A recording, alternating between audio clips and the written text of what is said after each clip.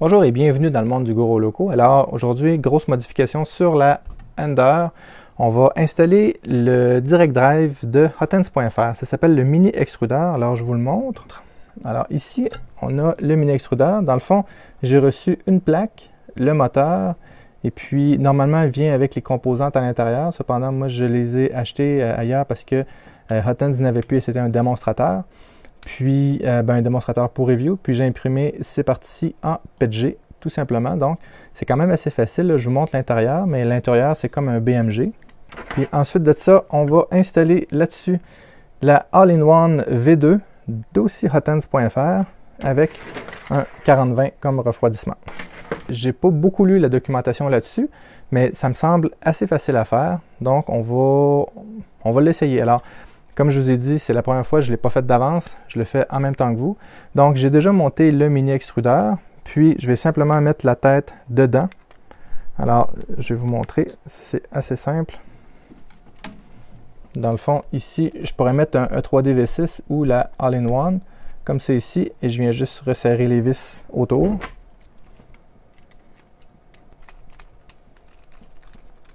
Et voilà, le 40-20 vient s'installer ici. Donc, cette partie-là est quand même assez simple. Ensuite de ça, je vais devoir retirer le chariot de l'imprimante.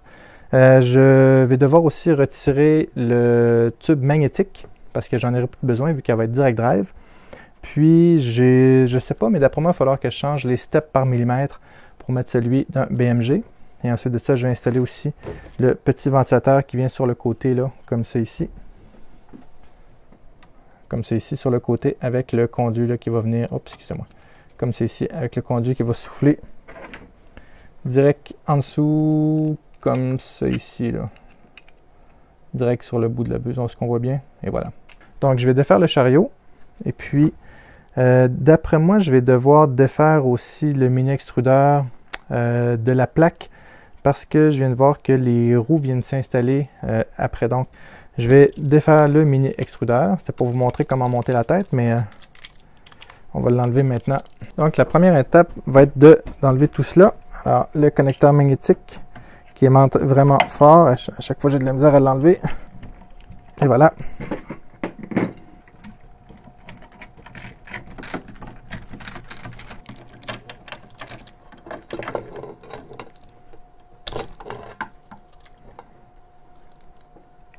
Donc voilà, la tête est enlevée. Pour enlever la courroie, je fais juste la glisser à l'extérieur de ça ici. Puis je peux enlever ma tête aussi pour ne pas rien briser. Donc juste pour rien briser, je vais dévisser ma sonde de température quand même si je ne serais pas obligé. Juste pour ne pas la briser parce que c'est le fil le plus fragile. Puis je peux enlever ma cartouche de chauffe aussi. Donc une fois que ça c'est fait, je vais simplement enlever mes fils pour plus qu'ils soient dans les jambes. Et je vais installer mon chariot avec les roues qui sont de l'ancien chariot. Dans le fond, je viens les positionner exactement comme ils étaient. N'oubliez pas que, quelque chose d'important, la vis d'en bas, il y a l'écrou excentrique et puis le côté filet, si on veut, pas côté de la tête, là, est vers le devant de l'imprimante, tandis que les autres sont à l'inverse. N'oubliez pas non plus les petits espaceurs.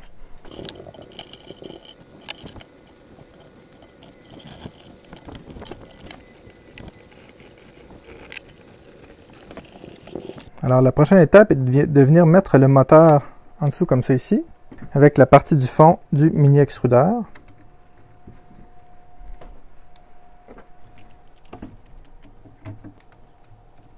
Maintenant, je peux venir mettre ma tête All-in-One Evo ici, ainsi que mon devant. Et puis maintenant, je peux refermer ça ici.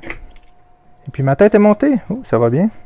Parfait. Maintenant, ça c'est ma cartouche de chauffe. Ça c'est mon détecteur de température. Donc, il y a des fils qui sont fournis avec. Donc, je vais vous montrer comment faire. Ici, nous devons enlever ces fils-là. Puis aussi, moi j'avais déjà un connecteur pour le ventilateur. Là. Je m'étais fait un connecteur. Même, je crois que j'en ai deux. Oui, exactement, voyez-vous. Donc, je vais enlever ça ici. Maintenant, je vous recommande de défaire le dessus du boîtier de contrôle. débrancher le petit ventilateur. Donc, à partir de là, vous devez prendre les fils de la tête et l'envoyer jusqu'ici. Alors, vous pouvez simplement repasser les fils. Profitez-en peut-être pour changer votre gaine. Moi, de la façon que je vais le faire, je vais canter mon imprimante sur le côté. Puis, une fois sur le côté, je vais simplement enlever la vis ici à l'arrière, les deux vis à l'avant. Puis, je vais être en mesure d'avoir accès à mon boîtier complet. Ça prend quand même quelques temps, puis je vais repasser les fils dans ma gaine. Donc, ce que je vais faire, je vais arrêter la caméra parce que ça va être un petit peu long. J'en ai peut-être pour une quinzaine de minutes là, pour bien passer ça. Dans le fond, ce que je fais, je vais passer mes fils dans ma gaine en laissant évidemment le connecteur du côté de la tête. La petite extension pour le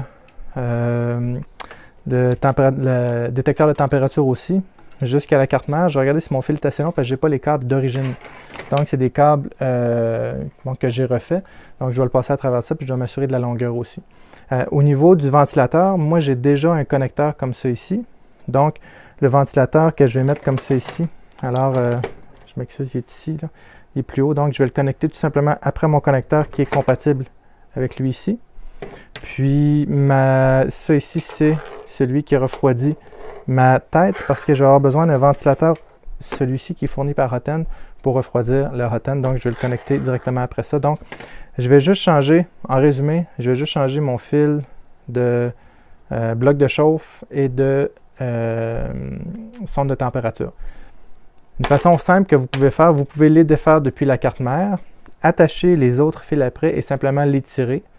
Autrement dit, changer de place, puis tirer dessus, donc il va prendre la place de l'autre, tout simplement. Ça peut être une technique aussi quand même assez facile à faire. Donc, je vais passer mes fils et je vous reviens après. J'ai eu quelques petits défis techniques de câblage parce que il a fallu que je rallonge mes fils. L'extrudeur vient avec des fils qui sont fixés après le moteur que je crois que je ne peux pas enlever, non. Puis, je me suis dit, je vais les relier après le fil de stepper, mais j'ai décidé d'allonger les fils tout simplement, puis de me mettre vraiment une extension de fil, vous savez, avec toutes les couleurs, jusqu'à la carte mère. Puis je me suis aperçu que tous les fils étaient noirs, donc j'avais pas de référence pour les couleurs. Donc je l'ai essayé, puis ça a marché. Donc je mets une photo de comment connecter ça si vous voulez faire une rallonge. Sinon, au niveau des couleurs, là, je pourrais pas vous dire parce que tous les fils sont noirs. Mais ça semble être dans le même ordre, c'est juste que les deux du centre sont inversés du côté moteur. Mais bref, moi je vous recommande, mettez-vous une rallonge de fil, tout simplement. Comme j'ai fait là, autrement dit, vous suivez toutes les couleurs, puis vous les branchez comme affiché à l'écran. Parfait, alors c'est installé. J'ai eu un autre petit défi aussi, c'est que ma courroie était trop petite. J'ai vérifié avec le chariot, puis les genres de séparation sont plus rapprochés sur ça ici. Alors, je ne sais pas si c'est un modèle bêta ou c'est parce que c'est absolument fait pour la Pro, mais je vais écrire à Hotend dès qu'ils vont être disponibles. Je vais leur demander pourquoi. Bref, c'est ça. J'ai laissé mon moteur et mon extrudeur là, mon ancien. Puis, donc, c'est de ça que ça a l'air. Alors, ici, on a l'extrudeur BMG. Le ressort est ici à l'intérieur. Lorsque je fais le montage, là, je vais descendre un petit peu. Alors, il y a une vis qui passe au travers ici comme ça. Vous voyez, il y a un trou de vis juste ici, que je peux ajuster la tension, qui vient ici, dans le fond, après le petit bloc de plastique et le tarot qui est là, l'écrou. Puis c'est comme ça que je mets ma tension. Quand je veux l'enlever, je tourne ça, puis je peux ouvrir simplement ma petite poignée comme ça ici. Ensuite de ça, c'est mes fils pour ma All-in-One, mon détecteur de température, ventilateur de matériaux, ventilateur pour la buse et pour le stepper. C'est quand même assez facile à mettre en place. Donc, c'est rien de très compliqué à mettre en place. Il faut juste prendre le temps. Moi, ça a été un petit peu plus long parce que je me suis pété avec les câbles. Et j'ai un autre souci, c'est mon détecteur de filament. J'avais un détecteur de filament de Hotend, vous savez, qui rouvre comme ça, là.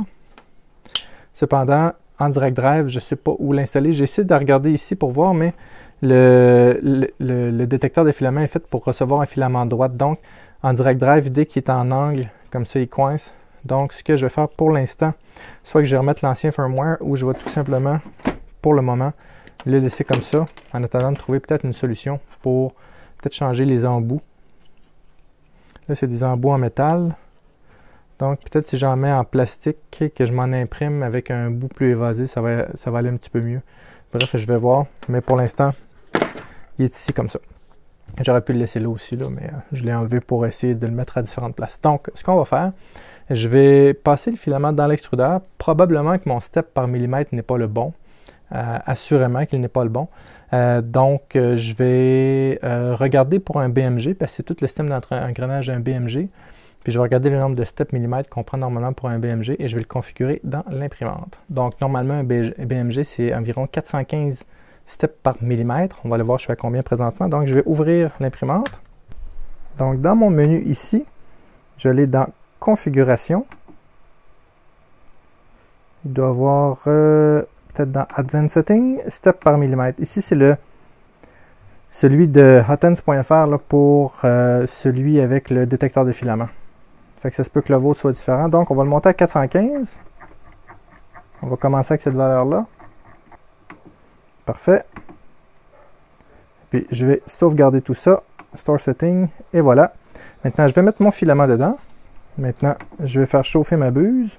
Parce que mon extrudeur ne bougera pas tant que ma buse ne sera pas au moins à 170. Donc, je vais mettre ça à 210.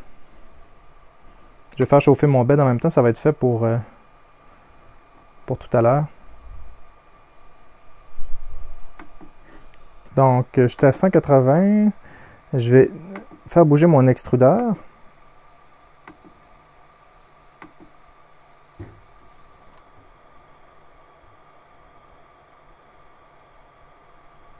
Alors, mon filament rentre bien dedans. Ce que je vais faire, je vais le pousser manuellement. Et voilà. Voilà, j'ai du filament qui sort. Maintenant, je vais mesurer 10 mm. Alors, je vais me prendre simplement sur le dessus de la poignée. J'ai juste besoin d'une référence. Comme ça ici. Et je vais mesurer, on va dire 20 mm. Tiens. 20.01, ça devrait le faire. Parfait. Et je vais le faire avancer de 20 mm. Ça semble plutôt bon. Donc, 415. Parfait. Maintenant, je vais faire ma mise à niveau. Alors, je vais faire Auto Home.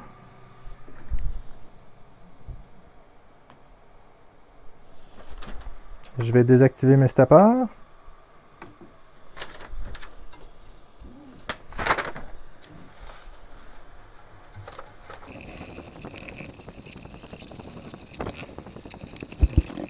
Bon, alors mon niveau est fait. Puis là, c'est un peu le zoo sur le bureau, mais c'est pas grave. On ramassera ça après. J'ai hâte de l'essayer. Donc, je pense que je serai prêt à faire ma première impression. Donc, je vais enlever ça ici. Mon bed est chaud, ma tête est chaude, j'ai du filament dedans, mes fils sont sécurisés. Tout est stable, j'ai pas de jeu dans ma tête. Donc, je pense que je serai prêt. En passant, c'est une buse nitro de 0.4 qu'il y a dessus. Les buses nitro, elles vont super bien. Merci Frédéric de chez Hotens qui m'a envoyé un lot de buses nitro en même temps. Je les aime beaucoup. Donc, on va partir ça. Alors, si je viens ici, je fais print, puis on prend le même Benchy que j'utilise toujours pour faire mes tests. Non, c'est pas la bonne chose.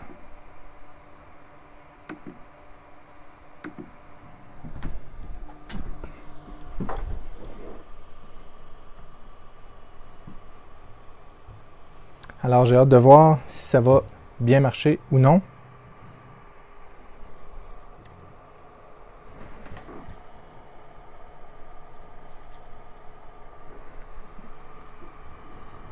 Mon niveau semble Mon bed semble un petit peu haut, mais c'est acceptable. Le ventilateur tourne. Ouais.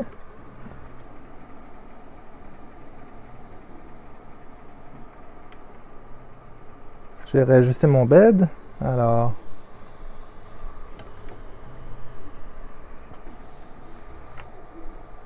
Et là, mon bed est gras. Je crois que c'est pour ça que ça ne colle pas bien. Donc, je vais arrêter l'impression et je vais nettoyer mon bed avec de l'alcool. Alors, prise 2. On va regarder qu'est-ce que ça dit. J'espère que ça va bien aller.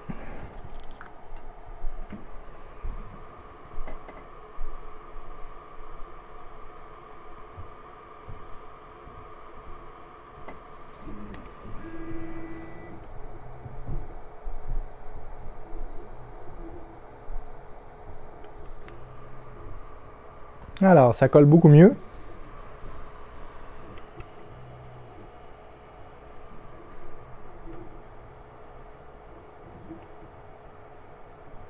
Mon bed est encore un petit peu trop bas. Je vais remonter un petit peu. Ah oui, là c'est mieux.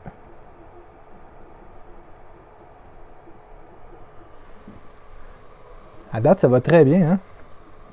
Elle est silencieuse à cause de la carte mère. L'extrudeur ne fait pas de bruit, même si j'ai de la rétraction. La quantité de filament qui sort semble bonne. Belle découverte. Là, vous vous posez sûrement la question, c'est quoi l'avantage de mettre ça versus un BMG, de mettre l'extrudeur ici, de mettre différents types d'extrudeurs?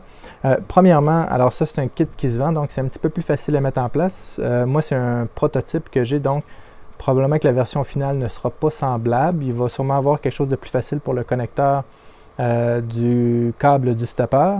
Ensuite de ça, c'est plus facile pour pousser du filament flexible. Alors, ça se fait par Bowden, mais c'est un petit peu plus difficile, tandis que là, ben, je suis en direct drive. En plus de ça, le stepper moteur est tout petit, mais extrêmement chaud. Donc, je vais l'arrêter. Puis, je vais regarder le VREF pour ne pas brûler le stepper. Alors, si vous vous demandez comment valider le VREF, alors, ça prend un multimètre. Et puis, l'extrudeur est ici. Dans le fond, ici, on n'arrive pas à voir, là. Je vais essayer de vous montrer en relevant ça un petit peu.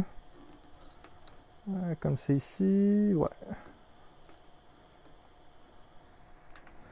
Alors, dans le fond, ici, j'ai mon connecteur négatif. J'ai vu tasser les fils. Mon connecteur négatif qui vient de l'alimentation. C'est le connecteur vert au fond, là. Je vais essayer de vous faire un peu de lumière. Alors, ce connecteur-là, ici, celui de ce côté-ci, là, du côté de l'extérieur de l'imprimante. Alors, je vais mettre mon négatif dessus. Puis, je viens toucher à la résistance, pas à la résistance, mais au potentiomètre. Alors, je suis à 0.98, donc je dois le descendre à 0.56. Donc, on le tourne un petit peu. Je le tourne dans le sens anti-horaire.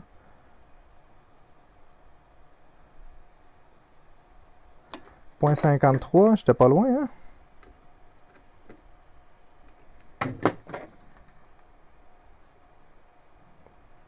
Point 6.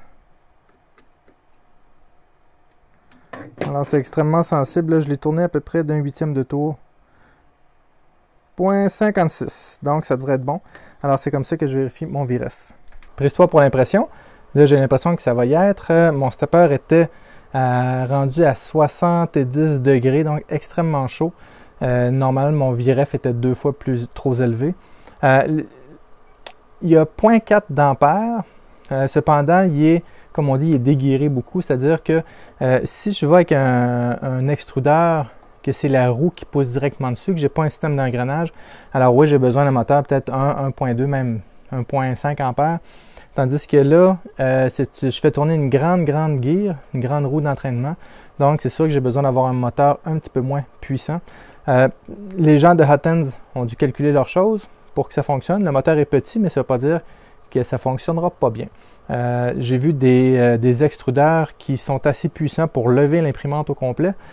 Je me demande jusqu'à quel point on a besoin de pousser aussi fort du filament. Je ne sais pas combien de kilos j'ai besoin pour pousser du PLA, du PETG, du polycarbonate peut-être. Mais honnêtement, pour imprimer du polycarbonate, j'utilise d'autres types d'imprimantes là, que la buse monte beaucoup plus haut qu'une Ender, par exemple. Donc, on va laisser aller l'impression. Ensuite, on va regarder qu'est-ce que ça dit niveau qualité d'impression. Puis, il va sûrement, là, ce que vous devez savoir, je n'ai pas changé la quantité de rétraction, je n'ai pas changé aucun paramètre. C'est le Benchy que j'avais avant. Puis, que j'utilise, le G-code que j'utilise à peu près sur toutes les Ender, qui va quand même bien. C'est qu'on va l'essayer, puis ensuite je vais faire un Benchy, mais optimisé pour l'imprimante. Puis je vous reviens dans quelques temps. Puis je vais l'utiliser pendant quelques jours, peut-être une semaine, puis on va voir qu'est-ce que ça donne. Et voilà, c'est reparti. Donc, je fais des tests avec durant quelques temps, et je vous reviens avec la conclusion sur le mini extrudeur. Bon, ça fait déjà quelques jours, ça fait une semaine, un petit peu plus qu'une semaine, que j'imprime avec le mini extrudeur. Je me suis beaucoup amusé. Puis, je vais vous dire un petit peu les choses qu'il a fallu que je fasse pour que ça fonctionne bien. Premièrement, il a fallu que je change les steps par millimètre. Alors, pour changer les steps par millimètre, dans le fond, je vais dans Configuration, Advanced Setting, ou Configuration avancée, ou Paramètres avancés, Step par millimètre.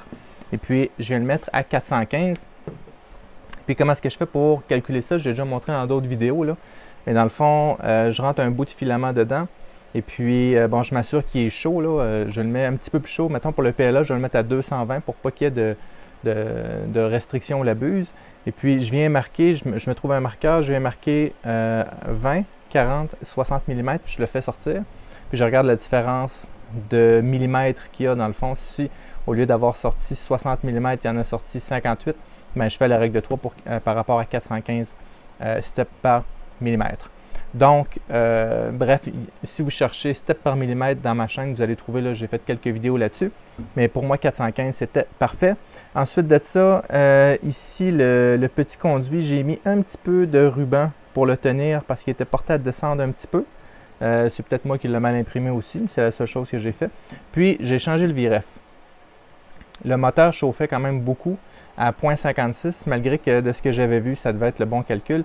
Mais j'ai parlé avec un ami, Yannick, puis il m'a dit, moi je l'ai mis à 0.30 et ça a bien fonctionné. Donc j'ai changé mon VREF à 0.30 et ça marche super bien. J'ai pas de, on appelle ça des skips là. Comment est-ce qu'on dit ça en français? Mon moteur ne saute pas et puis il se tient autour de 35 degrés, ce qui est parfait. Puis, j'ai mis aussi le Wham Bam. Je vous explique pourquoi j'avais de la misère à faire adhérer le PETG et d'autres matériaux sur le bed conventionnel, on va dire, parce qu'il est un petit peu usé. Alors, j'ai simplement mis le Wham Bam dessus et puis comme ça, ben, je peux faire tenir à peu près n'importe quoi. Donc, on va regarder maintenant les prints. Je vais vous montrer mon premier print qui est le classique, le petit Benchy. Et regardez ça. Pour un premier print, je vais tasser ça ici. Pour un premier print, je vais essayer de trouver un reflet là. C'est excellent. Alors, je vous laisse le regarder de plus près. Vous voyez, on va faire un petit peu de reflet. Donc, il est très, très égal. Ensuite de ça, l'overhang est très bon. Le refroidissement fonctionne bien, malgré que je pourrais le changer. Je sais qu'ils vont faire un petit changement au niveau du système de refroidissement. Là, ils vont l'améliorer, mais ça fonctionne déjà très bien. Et puis, les couches sont très, très égales. Maintenant, je me suis tanné un petit peu de faire des benchies. J'ai dit, je vais essayer de trouver un autre modèle. Et j'ai trouvé un autre modèle de torture qui est celui-ci, le petit château, que je trouve pas mal bien. Puis, il teste beaucoup de choses par rapport à la buse. Là. Le support, l'overhang, si c'est droite, la précision, tout ça. Et puis, on voit ici, ça a été un de mes premiers prints. On voit le devant quand même bien. Mon filament était un petit peu humide. On voit à l'endos très précis, bien réussi. On voit à l'intérieur aussi, il y a des choses. Alors, il y a comme un petit morceau, une genre de petite fontaine à l'intérieur. Puis, on voit l'arc ici en haut. Donc, ça a quand même très bien sorti. Et puis, j'ai ajusté un petit peu les paramètres parce que c'était les paramètres par défaut de l'Ender. Puis, j'ai imprimé ce deuxième modèle-ci avec un autre filament qui, lui, n'était pas humide. Alors, lui, a vraiment bien sorti. On voit l'intérieur.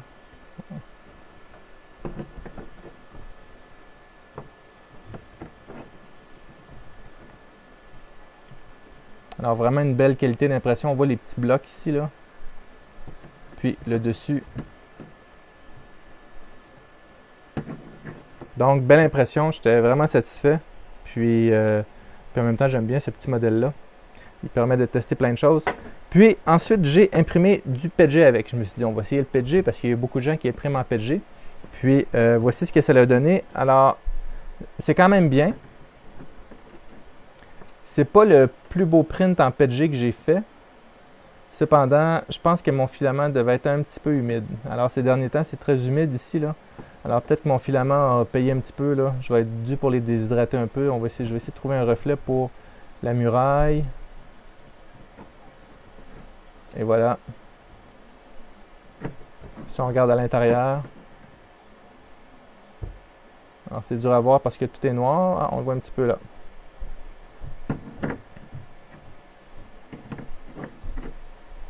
Donc, ça a bien été. Je n'ai pas eu d'obstruction première impression, à vrai dire, j'ai fait une impression en PETG, puis c'est elle, puis ça l'a super bien été. Puis je me doutais que ça allait bien fonctionner de toute façon. Ah oui, on m'a demandé aussi de parler de mes températures. Ça va dépendre des filaments. Hein. Par exemple, ça c'est du PLA de chez... Ça c'est du Eson et ça c'est du Sakata. Puis les deux, je les ai imprimés à 210 degrés avec un bed à 60 sur un Wham-Bam. Ça l'a bien été. Alors ça ici, c'est du PETG de chez 3D Printing Canada. Je l'ai imprimé à 235. Oui. Au niveau de la vitesse, lui, j'étais à 70 mm par seconde. Lui ici, j'étais à 60 mm par seconde. Puis ça l'a bien été. Avec lui, je mets une rétraction. J'ai mis une rétraction de 2.5. Puis lui, j'ai mis une rétraction de 2 mm. Puis maintenant, j'ai imprimé ça ici. On va tasser ça. Qui a de l'air plutôt bien, hein? Il est bien réussi. Puis là, vous vous demandez c'est en quel matériel, en quel matériau? C'est du TPU. Alors le TPU qui est flexible. Puis regardez, l'impression est vraiment belle.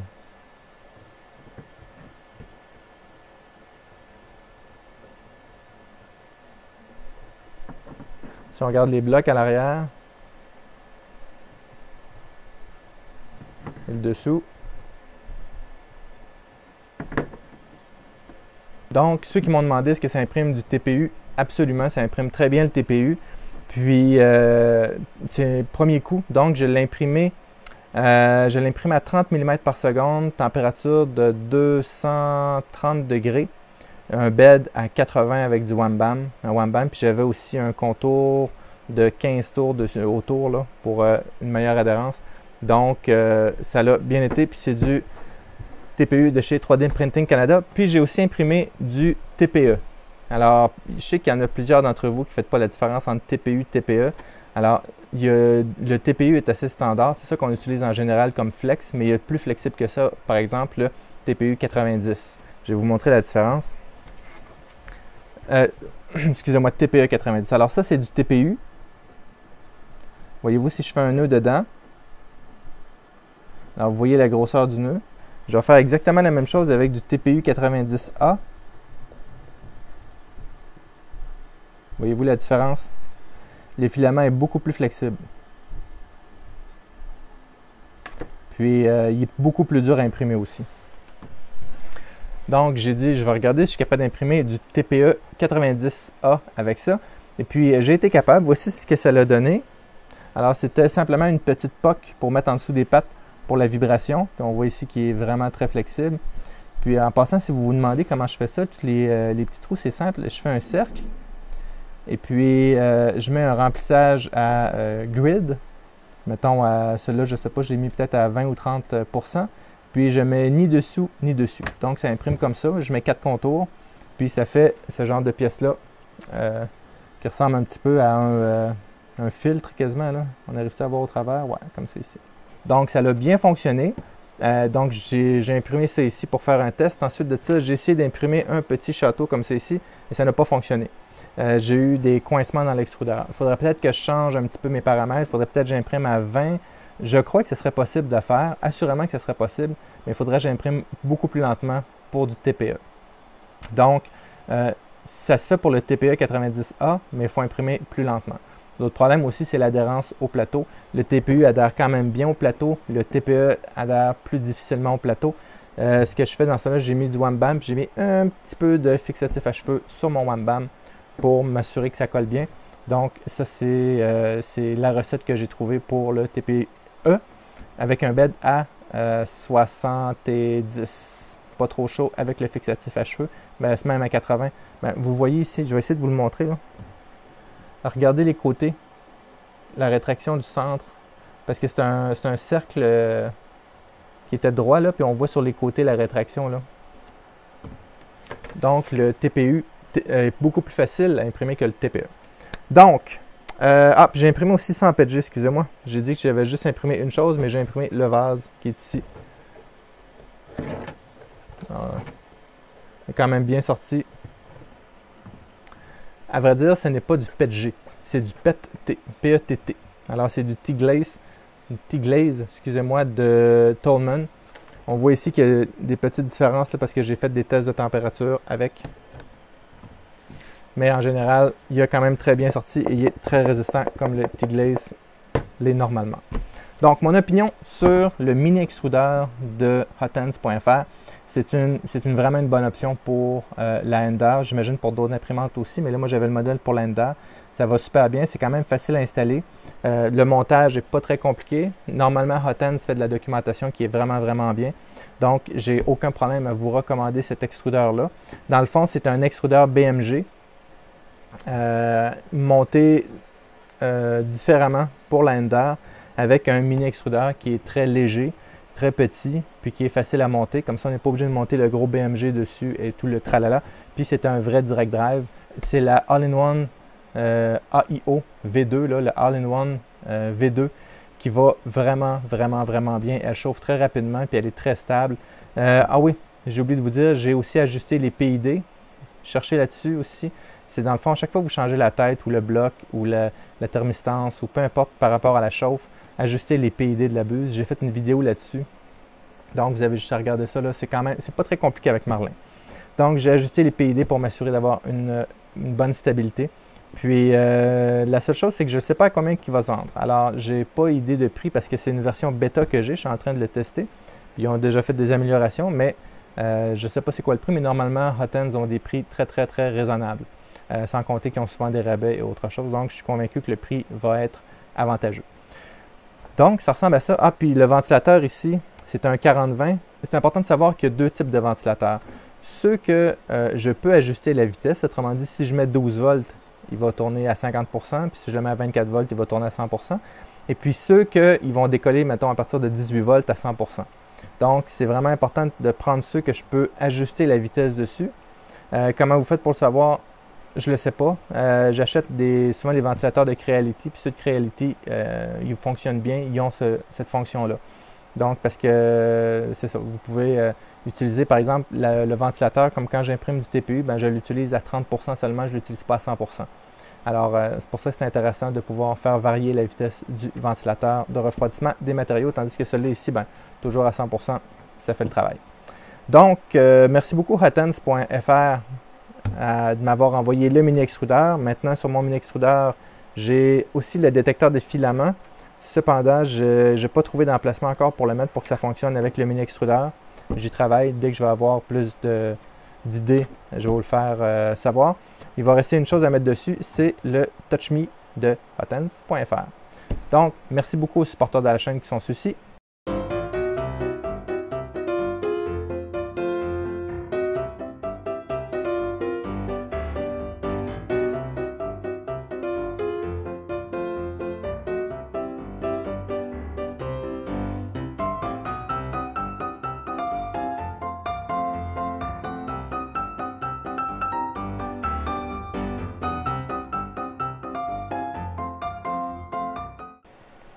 Si vous avez aimé la vidéo, s'il vous plaît, comme d'habitude, mettez un like, abonnez-vous à la chaîne si vous ne l'êtes pas déjà. Merci beaucoup et à bientôt.